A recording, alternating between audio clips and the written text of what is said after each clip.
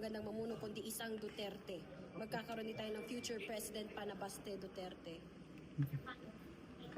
Malinaw na may plan B ang mga Duterte. Ito si Baste, no? So pinapakita na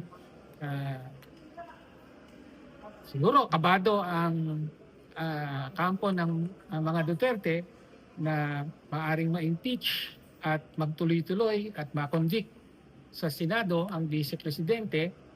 So mauudlot ang kanyang presidential bid, no, dahil kasama ng impeachment or removal from office ay yung perpetual disqualification. Hindi na pwedeng tumakbo.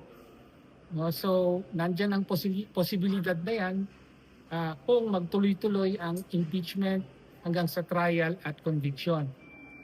Kaya ngayon pa lang ay meron ng pinoprontang plan B ang mga Duterte, magpapatakbo sila ng isa pang kandidato at ito ay si Baste. Kaya ginawa siyang presidente ng PDP at meron pa ngayong binuong koalisyon.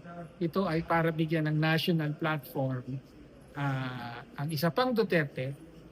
Pero kailangan malinaw sa atin na politika na naman ito. Pangangampanya ng maaga ng isa pang Duterte.